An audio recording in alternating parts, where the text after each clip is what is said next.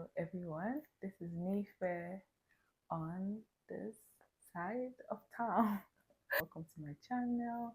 Remember to subscribe, like, share, and comment. So today we're talking about something interesting, which is saying no without feeling guilty. We hear things like, oh, no is a complete sentence, as in N-O is a complete sentence. You don't have to explain yourself. You have to do this, you have to do that. Yes, yes, yes, yes, yes, yes.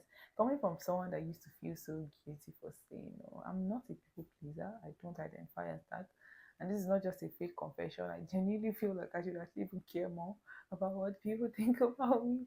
But I, for the longest time, had a problem saying no to people. And the reason why I feel like I had a problem saying no is because I just felt like if I'm able to help, if I'm able to do something, why should I say no?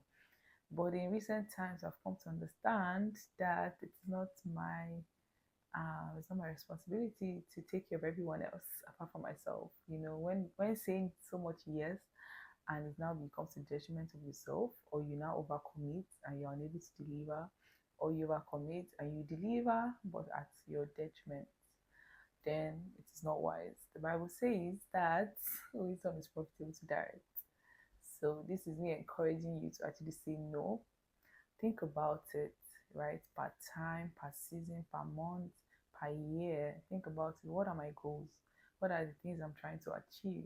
Then based on that, that should inform the things that you say no to, the things you say no yes to. It's not every conference that they say is available or that is coming up that you should go for.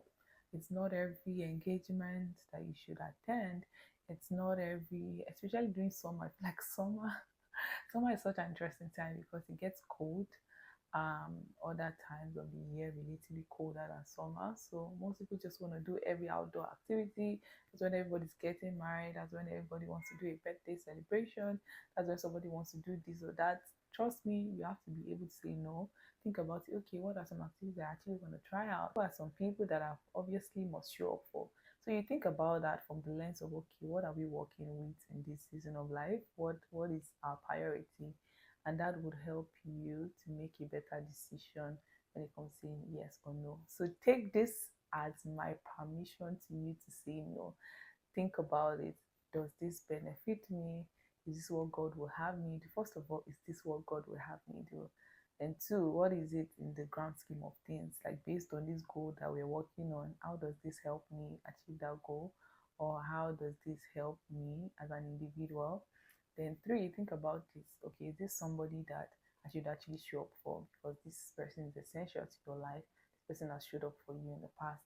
So you think about all of this and think about it and be like, okay, maybe I should say yes to this, or maybe I should say no to this. But this video is to emphasize that it's okay.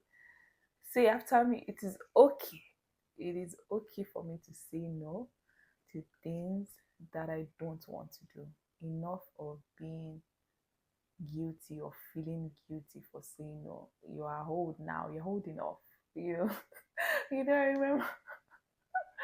I remember I posted on Instagram I saw, I think it probably originated from Twitter, but Instagram gets the screenshots from Twitter sometimes. So this particular screenshot was that you're old enough, open your mouth and tell your hairdresser that you don't like what she's doing on your head. And I had a good laugh because trust me, it is more common than you think. A lot of us are just like, oh, I don't want to hurt the person's feelings. So even if you're not even a people pleaser, I just feel like, oh, let me not. No, say no. Say no. What is not working for you, say no to. And especially spiritual assignments, I felt like that was something that I struggled with initially. Like when someone tells me, "Oh, it's time for you to sing," or "Oh, we need somebody to sing," nobody's available. I used to feel like I should say yes now. Like this is the work of God. This is an opportunity for God to display His splendor and show up. But if you say yes, I learned this from Priscilla Shera. I hope I'm pronouncing her name well, but she's Tony Evans' daughter, and she's a beautiful, beautiful human being. You should check her out.